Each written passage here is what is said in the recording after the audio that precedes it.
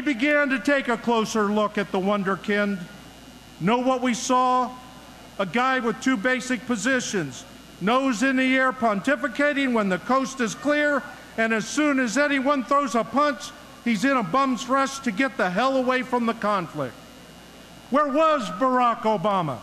Not on the picket line, not with us in the state legislature, not in the United States Senate passing a bill to help us, not side by side with us at the negotiating table, hammering out a deal.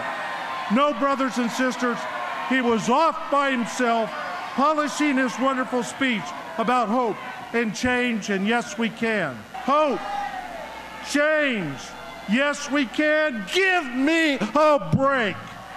I've got news for all the latte drinking, Prius driving, Birkenstock wearing, trust fund babies crowding in to hear him speak.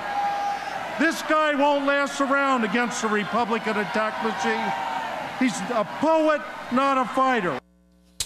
As promised, we're now joined by Tom Buffenbarger, president of the Machinists Union and a member of the AFL-CIO Executive Council. Great, thanks for your time tonight, sir. Pleasure to be here, Keith. Well, before we get to your opportunity to tell me I told you so, did you vote for Barack Obama in November of '08? Yes, I did. After he won the nomination, did his victory over Mr. McCain change your mind about the fighter status? No, my remarks back in Youngstown, Keith, were how I felt. I've seen Barack Obama in action with our Maytag fight in Illinois, with our United Airlines fight when the airline was coming out of bankruptcy, and we were fighting for our members and to preserve good jobs in America. And he wasn't there for us then. And I was really hoping, you know, we were Clinton supporters, and I knew who the fighter was for us, but I was hoping once he won the nomination that I would be the disappointed person, that Barack Obama would come out fighting for the people of America, the working people, the people who make this country hum every day. And I'm still waiting to see that Barack Obama. People played the what-if game a lot about what if we'd had President Gore through the first decade of this century.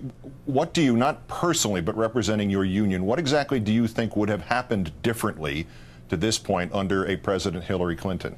Oh, I am very confident we would have an advocate for the working people of America, especially those who manufacture. We would have an advocate on our trade deals that would, well, we're not opposed to trade. We have to make them fair trade deals. I feel confident Hillary Clinton was the candidate for that job. I feel that we wouldn't be in the economic morass we're in today with emphasis being placed on helping Main Street as versus Wall Street. And those are the two big issues I think we could have seen a great difference in tone and tenor. All right, on the tax cut specifically right now, it's great, and we're guilty of doing this too on television. We're guilty of looking back and going, well, they should have done this then and that then, and even if those points had been raised then, as in many cases they were, it's still hindsight. Right now, what would you say this president should do? Should he let tax cuts expire for your workers rather than keep taxes low for the rich? Well, let's revisit history. When Bush put the tax cuts in place, very few of the members I'm privileged to represent noticed any difference in their paycheck. And so if the tax cuts were to go away and we go back to the tax rates of then, our members would see very little change in their tax rate again. And our members know this, that paying taxes is really a privilege because it means you have a job, you have an income. And the culture of the union I come from is one that says, well, if you pay taxes, you're doing your part for your country, you're helping pay your way. And that's what we do.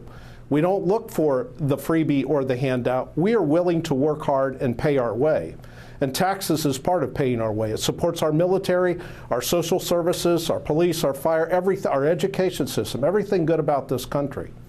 And I think that if everyone paid their fair share, certainly the members I represent pay their fair share, but if the rich pay their fair share too, maybe we wouldn't be in the mess we're in today.